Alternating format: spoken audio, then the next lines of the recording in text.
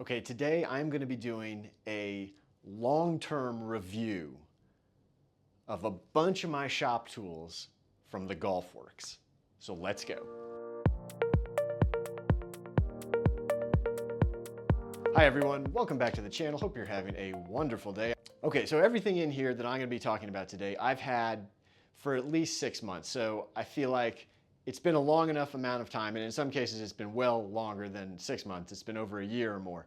So I feel like I can give a pretty accurate review, a long-term review of all these pieces of equipment that I'm going to be talking about. Tell you things that I like, tell you things that I don't like, and just sort of give you an idea of, is this something that you want to purchase? Is this something that's, worth the money for you to buy to put into your repair, to your building shop? Oh, and before I go any further, just so you know, I have no relationship whatsoever other than an account with the Golfworks. I am not in any way on staff with them. I am not paid to promote or endorse anything. I probably should be because I send a lot of people to their website, but I am not. So nothing that I'm telling you today am I getting any sort of compensation for. I don't get any sort of discounts on any of this, anything different than any other club maker could easily get if you sign up for an account with them and spend X amount of dollars. So this is all completely unbiased. I just want to make sure you know that right from the get-go. Okay, so first off, my Golfworks shaft extractor. Now, they have a bunch of different shaft extractors on their website. Some are less expensive, some are more expensive. This one is really kind of middle of the road as far as the price goes. It's a vise mounted version. So I have it locked into my vise here on the table. They make other versions as well. This one is vise mounted and very simple to use overall. You take the shaft, you put it in here, you tighten down these little rubber vise pads until it's held in. You heat up the tip, you put this little bracket piece over the end here, and then once it gets warm enough, you start to ratchet this off with the little wrench, socket wrench, I guess we'll call that, until you pull the adapter, pull the head off the shaft. So I've had this piece of equipment for a number of years now. I think it's probably at least 4 years old, and I have to say, I really, really like this one. This one, without question, is one of my favorites. It does everything I need it to do. It's got no wasted size, no wasted parts to it. It's just very simple, it's very straightforward, and I think for the price that you pay for it, it's all anyone really would ever need. I don't see any reason, quite honestly, to spend any more money than what the price is on a unit like this. This does everything you're going to need it to do. I don't see any benefit to spending more money than what you get with this one. So for me, I would give this definitely a solid 9.5 out of 10. I can't really think of anything I don't like about this unit, so I definitely recommend it. Okay, next up is my bench top club measuring ruler. And again, overall, I really like this piece of equipment. I've done videos where I've shown you how to make your own club ruler, but I do really like this. I like the fact that it's got an adjustable angle on it, so you can change the lie angle, although I basically just lock mine in at 60 degrees and keep it there just for simplicity. But I also like the fact that the club lays down. You don't have to balance it like in the one that I've shown you how to build, which is still great, but it requires you to sort of balance the club and worry about, is the back plate sitting where it needs to up against the sole of the club. This one, it just lays there. You can let go of it. You don't have to touch anything. You know it's set right, and you can measure and cut things very simply and know that it hasn't moved around at all. Right-handed and left-handed. It's not cheap, but I do really like it. It's a very solid piece of equipment also. It's very heavy. The metal is definitely solid. So I like all of that. The only issue that I have with this piece of equipment is this little thing right here that actually has the Golfworks name on it, but I cover it up because, again, they're not paying me, so I'm not going to do free advertising for them. But it's got a little lip right here between this piece of the shiny chrome type metal and then the black painted metal. And what can happen is if you've got a ferrule on there and the ferrule is not flush with the hosel, or if you haven't turned down your ferrules yet, you slide it in here, and what happens sometimes is the ferrule will get stuck right here at this little edge. And if it does that, all of a sudden the head is not sitting all the way back against the back plate here. It's stuck like this. So whenever you take a measurement to cut something, it's not going to be right. So it's not a big deal, but definitely something I don't love about this, and I have to always be aware and make sure that I'm ensuring that the very bottom, the sole of the club is up against this back plate and it hasn't just gotten stuck on this little piece right here. Other than that, again, I really like it. I would say overall, in a score of 1 to 10, I would give this, I would say probably 7.5. Okay, next up, my golf shaft prepping station. So this setup essentially has everything you need to prep shafts, whether it's cutting the shafts with the blade over here or turning down ferrules with a linen belt, or you can put a sanding belt here instead. It's also got this little flapper wheel that you can use to prep graphite shafts. So first off, let me go through all the things that I really like. First off, I think it's very solidly made. It's definitely substantial. It's heavy. I like a lot of the details they think about. It's got a hose output here to attach to a shop vac. I've got this attached to my Festool dust extractor. So when you're cutting graphite shafts, things like that, you can get a majority of that debris out of here and not floating around in the air. It's got this little ruler here so you can see exactly how much you're cutting off the shaft. Again, really like that. It's got the ferrule turning arm up here so you can set the shaft in here and turn down ferrules like that.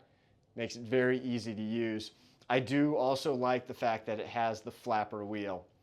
So those are all things that I really like about this piece of equipment. But having now used it for quite a while, there are definitely some things that aren't ideal. The first one is because this unit has a pretty substantial motor. Now, I also, previously to this, and if you've watched some of my older videos, you will know that I had the smaller version of this, the lower horsepower version. And I ended up getting rid of it because I found it was not strong enough, honestly, to cut through some shafts.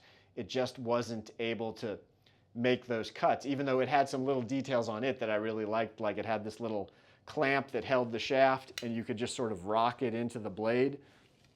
But that was also one of its shortcomings. But because of all that, I had to get rid of it because it didn't work very well. And we went to this more substantial one, has a bigger motor.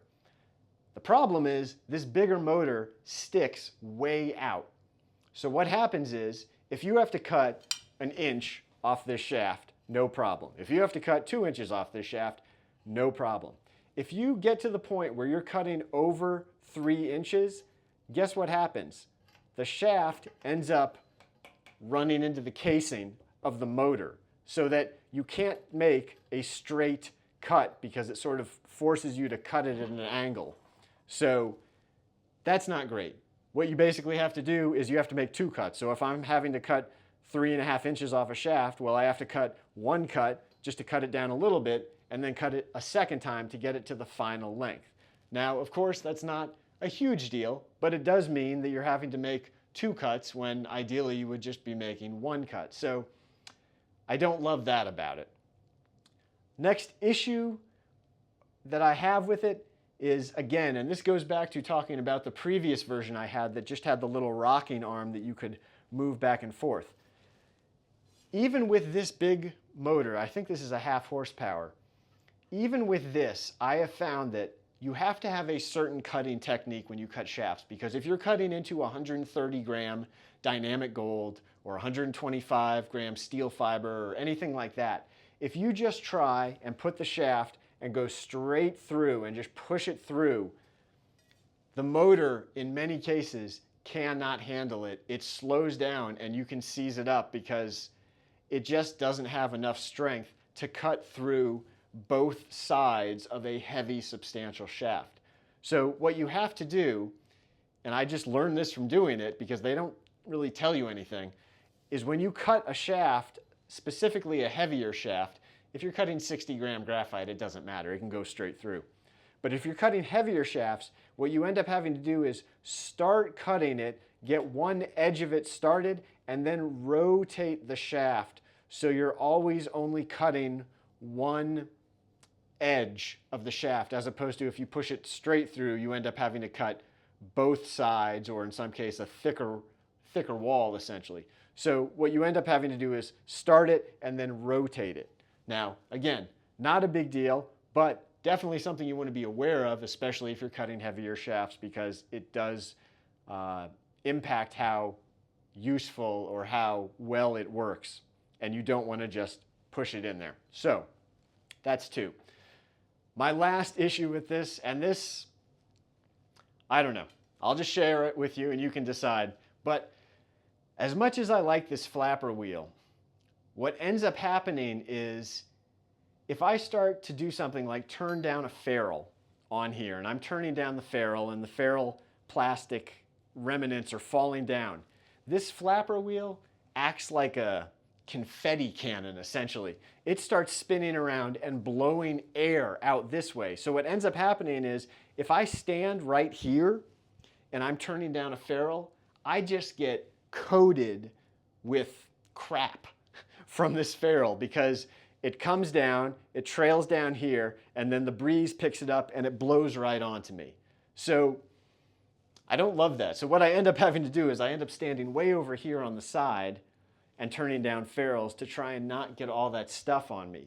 So again, I don't love that. I do love the flapper wheel. I use it all the time for prepping graphite shafts, but I don't love that it ends up acting like a confetti cannon and blowing all this stuff onto me. So if you do use one of these, what I would really recommend is just take this red piece, this sort of covering, take it off altogether and don't use it, specifically if you're going to be turning down ferrules, things like that, because if you don't have this on here with this opening, the wind sort of just dissipates evenly throughout everything. But if you have it like this, with this opening pointed right out at you, you're going to get smacked with all that junk, all that debris when you're turning down ferrules, or if you're sanding the tip of a shaft, something like that. So there you go. Overall, I really like it. I don't know that there are many options out there that are going to do a better job in a more compact setup than this, but it does have some design issues that I don't love. So overall, the golf shaft prepping and cutting station, I'm going to give it, I think, 7 overall. All right, we're walking into the shop to do the last piece in this review, which is my Loft lie machine. And I have to say, again, this one definitely kind of falls in the same category as my graphite shaft extractor, in that I really like pretty much everything about this. I can't really think of anything that I don't like about it. It's very straightforward to use. It's very accurate. For the price of it, I think you're not getting anything better really by spending more money. I think this does everything you need it to do and does it at a great price for what you're getting. Again, it's a very substantial piece of equipment. The metal is very substantial. The measuring, very accurate. I check it against my other spec gauge to make sure it stays in line, but it's been very accurate. It's very easy to use, and I really like it. Pair that with this Golfworks adjustable bending bar, and you've really got a great setup. This bending bar, again, I didn't actually mention I would review this, but this bending bar I think is excellent. It's very substantial, very heavy duty, and the non-marring brass clamps on the end of it do a great job of not damaging, hosels of different irons and wedges and things like that. So overall, this piece, highly recommend it. So this tool, I'm going to give a solid 9 out of 10, and this bending bar, I'm going to give probably, another 9.5 out of 10. There you go.